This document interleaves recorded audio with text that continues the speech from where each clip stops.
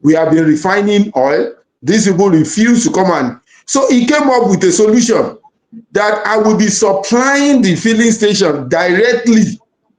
And he went ahead to procure within 50,000 tankers, employing. Then suddenly they now came up and like, no, he must be paying all the tankers leaving his filling station must be paying 50,000 naira. And he said, no, that is not possible. Hello, everyone. You are welcome to another episode of My Better Niger. In Nigeria today, one name towers above all others in the business world, and that name is Aliko Dangote. He is known all through Africa, if not the world. He's Africa's richest man with a net worth exceeding $13 billion. He has built a massive empire that touches virtually every Nigerian life daily. From the cement in our buildings to the sugar in our tea, from the salt on our tables to the fuel we hope will power our vehicles, Dangote's fingerprints are everywhere. But behind these remarkable success stories lies a question that is sparking heated debate across boardrooms, market stores, and policy circles. Is Aliko Dangote a national hero, building Nigeria's industrial capacity, or a monopolist whose stranglehold on key sectors of the economy is actually damaging the Nigerian economy and stifling competition? On paper, this sounds exactly like what Nigeria needs: a homegrown industrialist creating jobs, generating tax revenue, reducing import, and building world class infrastructure. But scratch beneath the surface, and troubling questions emerge. Critics argue that Dangote's business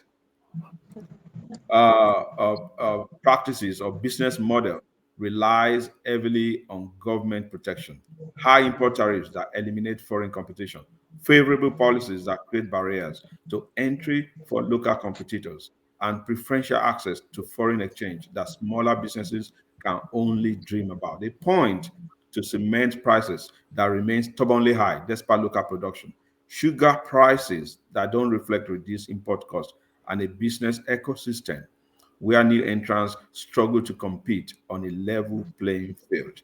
The recent labor crisis has added to this debate. When Dangote Industries reportedly fired workers at Dangote Refinery, the Nigerian Labour Congress mobilized, forcing a confrontation that revealed tensions about working conditions, job security, and corporate responsibility at Nigeria's largest conglomerate. The incident raised uncomfortable questions. If Dangote treats his workers this way, if he can just fire them at will, what does it say about his commitment to national development? Can a company be good for the economy while being allegedly harsh to its employees? These are various kinds of questions that all of us may have read about in various news media and social media as well. Some economists celebrate Dangote as proof that Nigerians can build continental giants. Others warn that his dominance represents a dangerous concentration of economic power. Today, on My Better Niger, we examine these complex questions with two distinguished analysts who have studied Nigeria's industrial policy, who understand the market dynamics in Nigeria. Their insights will help us understand whether Dangote's empire represents the path forward for Nigerian capitalism or is a cautionary tale about unchecked corporate power.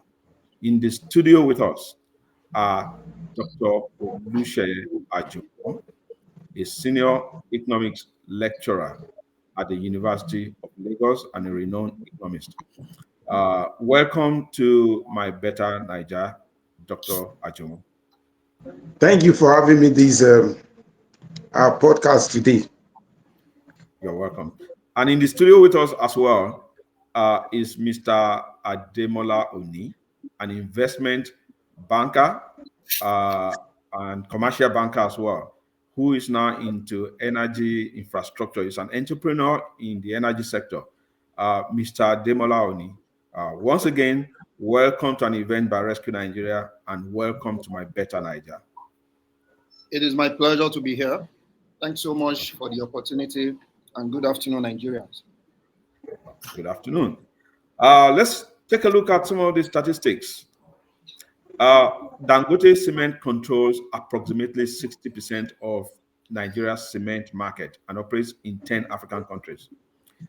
Dangote Sugar Refinery processes nearly 70% of Nigeria's sugar consumption.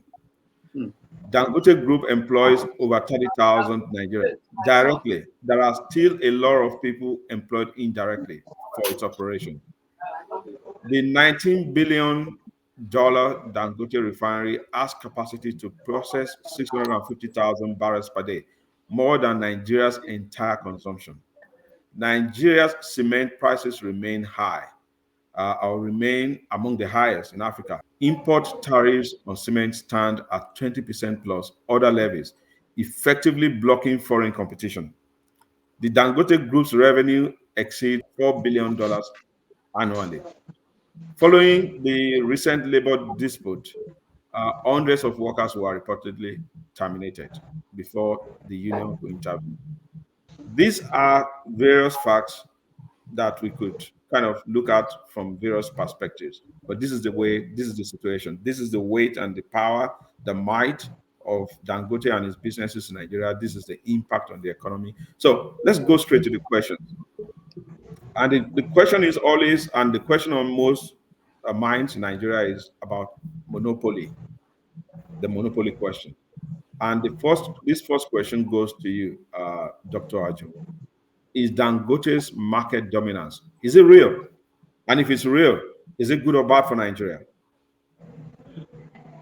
Uh, if I'm going to talk about Dangote dominance, yes, its dominance is real. There is no doubt about that. But is it good or bad for Nigeria? I will say it is good for Nigeria, and for so many reasons. Look at Nigeria, for instance. This is more than 65 years now that we have independence. And up till now, right from independence till date, we have been, mining oil. But when we look at how many of that oil we've mined, we've ever been able to refine until Dangote came on board. So what Dangote is doing is what so many other people could have done. Since they refuse to do it and somebody is doing it, I think it is good. And Dangote need all the support that the country can give him to succeed. That is my take on that. All right, good. Thank you very much. It is real. So, and the same question goes to you, Ademola Oni. Is it real to you as well? And if it's real, is it good or bad? Well, thank you once again. I'm actually tolling the back of Prof. In the sense that, for me, Dangote, we should see Dangote as a blessing into this country, because majority of our billionaires that they don't even believe in this country. Statistically, Dangote share is undeniable, but dominance isn't the issue for me per se. It is conditioned that enable it. The government protective tariff have created de facto monopoly, which has spurred investment, but also kept consumer price high. A balanced approach will have been a gradual lower tariff while incentivizing new entrants. Aside that, I will look at it at the angle of investor view. The certainty that comes with the dominant player is attractive, but it's also crowds. It crowds out the smaller player. But to me, Dangote recent expansion into the petrochemicals suggests some reinvestment back into the system. Yet, we still need more transparency on pricing and profits. Let me stop from here, please. Thank you very much. So we all think that Dangote brings something positive to the Nigerian economy. We need it. It's welcome. So we can start from that angle. But then when we begin to look at various details about how he operates, maybe we are going to come up with, common or different perspectives. Let's start from the recent labor crisis and look at corporate responsibility. Dr. Ajuwon, what does the recent strike at Dangote refinery, what does it reveal about Dangote's business practices? If we look at the crisis that occurred recently, and we look at it properly, I don't think I would want to blame Dangote. Reason being that Dangote has been in business in Nigeria for so many years, and I don't think there has been at any time that any of Dangote staff think that they were not being properly treated until the recent issue. And when you look at what caused the recent issue and you dig deep, you will realize that Dangote should not be blamed. For instance, the union, they are trying to force everybody, in Dangote refinery, to be member of their union. Well, we can say that staff have the right to join union, and the employer also have the right to say, please, I want my staff to, you have liberty to join whatever you want to join, and as well, I don't want union in my establishment. And when you look at what the body has been doing, they make sure that they are collecting money on every tanker that is lifting fuel, which at the end of the day is being translated to the consumers, because the money they are collecting is the consumer that will eventually pay it, which is translated to the increase in the per liter of fuel at the filling station. And what Dangote is saying is, okay, he has been begging them all along. I have been producing fuel. Please, you people come and be carrying the fuel. They left him until he now realized that, okay, so how can I get out of this problem? We have been refining oil. These people refuse to come and... So he came up with a solution that I will be supplying the filling station directly.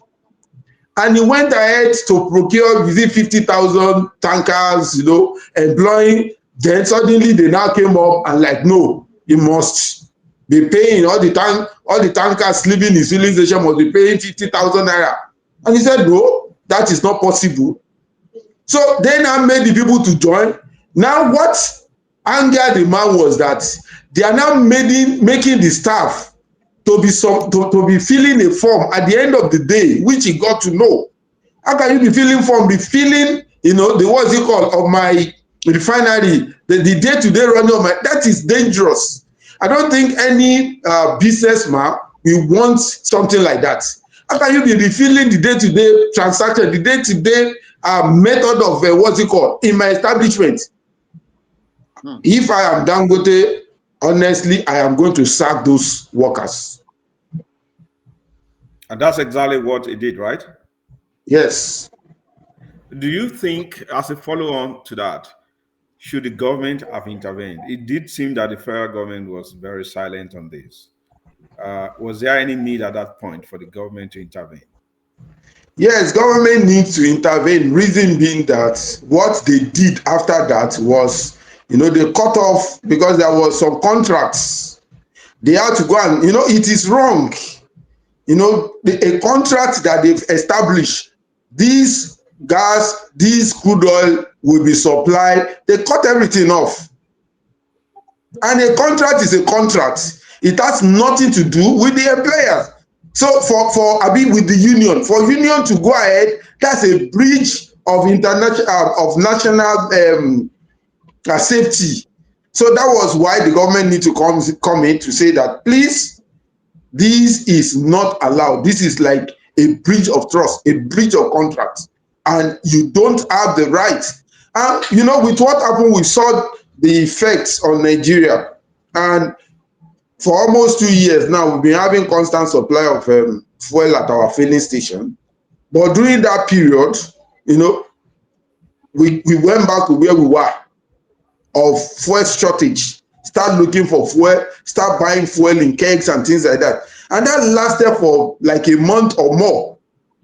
It is even now that that problem is, trying to be solved, because as of yesterday, or which day was that? Either yesterday or the day before yesterday, I wanted to buy fuel. The filling station on campus in Unilab had no fuel. I went to the next filling station, which is MRS, no fuel. Went to the next one. I was like, what's happening? I had to now tell myself, I better look for NNPC filling station. And that was when I was able to get fuel into my car. Because of that problem that the Pengesan created. This is almost 2 months now. That problem is still affecting us up to today. Let's look at Dangote as a whole. Let's as a phenomenon and as a factor in the Nigerian economy. And let's look at it from a cost-benefit standpoint. Is it more costly for the Nigerian economy, or is it more beneficial for the Nigerian economy that we have Dangote, especially Dangote refinery? But if you may look at the cement business, sugar business, and whatever other businesses it does.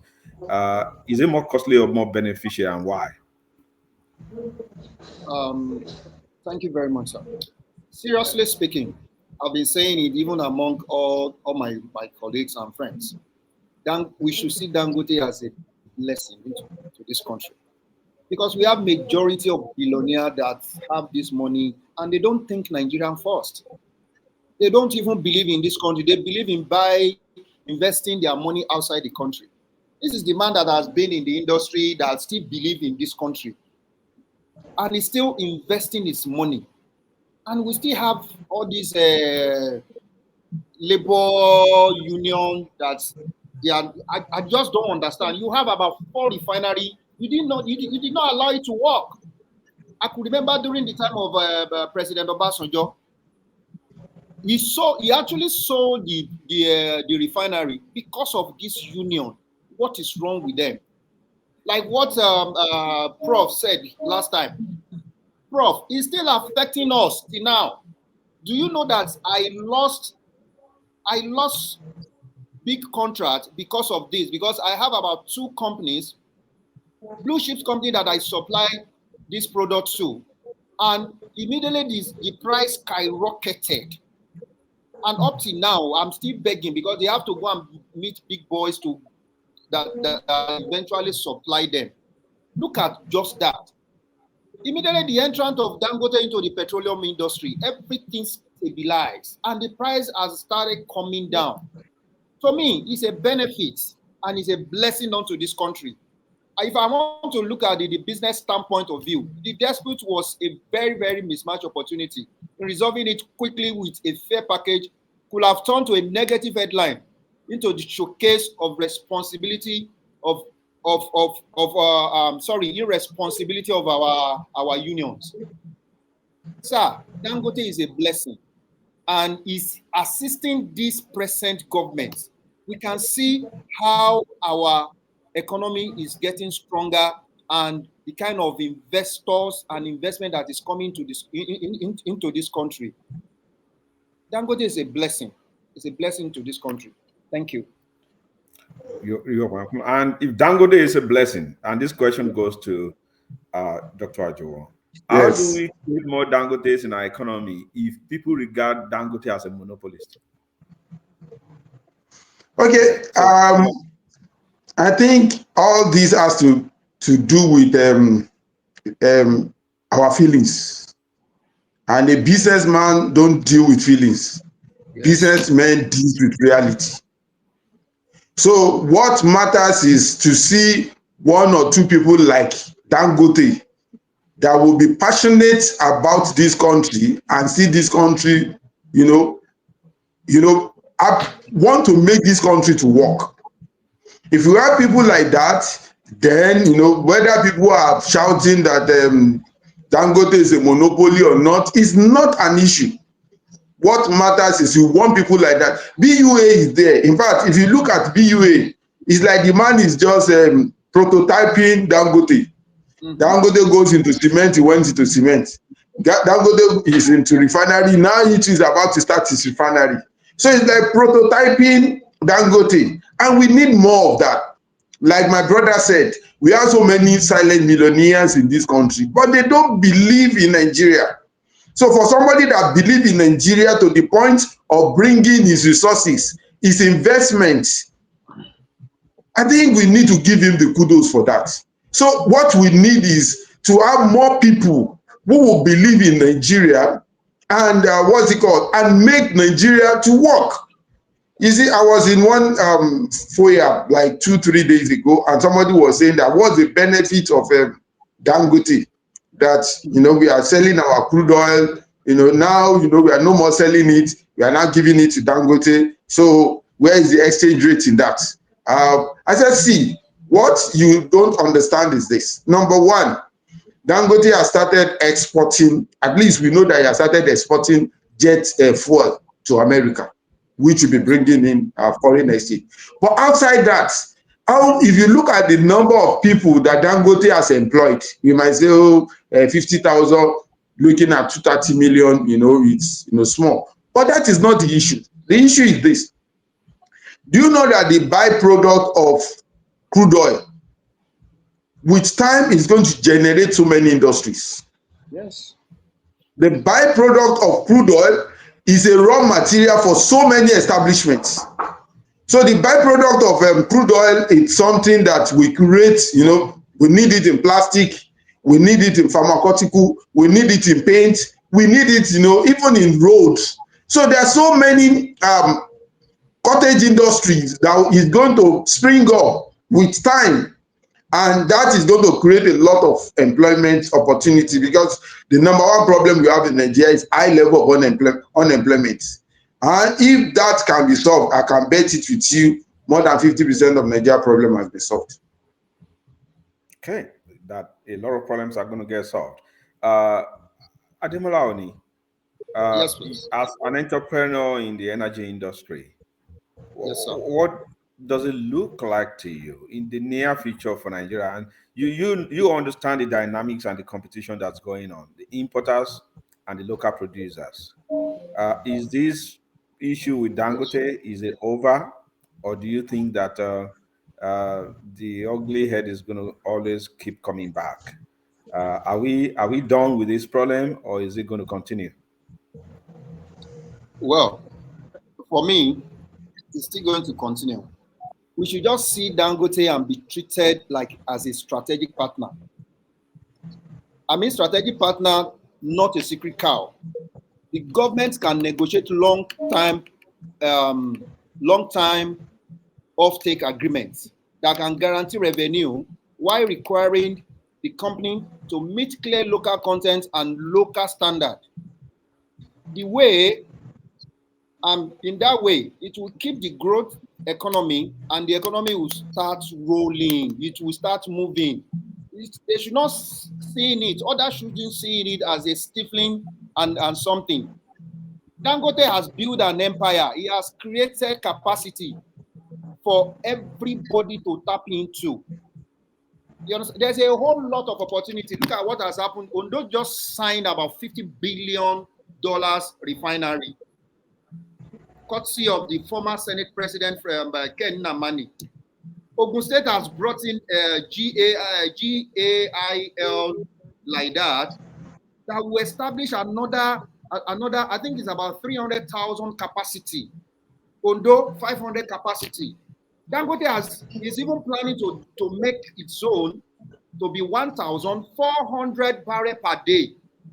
Very soon, if this thing continue like this, we will have more than 10 refineries in Nigeria, and that will translate to more jobs, more opportunities. Like what Prof said, there's a whole lot that is attached to petroleum industry. A whole lot. Talk of plastic and the rest of it. A lot of opportunity. Look at the logistics chain, the supply chain that we generate. You can imagine that, okay, just try, and if not because our roads are not that safe now, you will see a lot of filling stations that is dead. And this man came on board, and he's on board, is trying to make this economy flow, lubricate the engine. He has even put a structure in place that if you have a dead filling station, you don't have working capital. Apply. He's ready to supply on credit, and he has his own truck that will come and supply for you free of charge, that you will maximize profit. What else are we looking for? Why are we not seeing this man as a blessing to this nation? Yeah, one thing you said was that Dangote risked everything. Yes, And please. this question is actually for Dr. Ajo. Other people say that without the government, Dangote would be nothing. That most of the money he invested on the refinery was actually the money of Nigerian taxpayers. And there are stories out there that he got a lot of foreign currency at the official exchange rates, that he actually milked the Nigerian economy to the max. Um, is Dangote a beneficiary of Nigerians? Naija, which way now?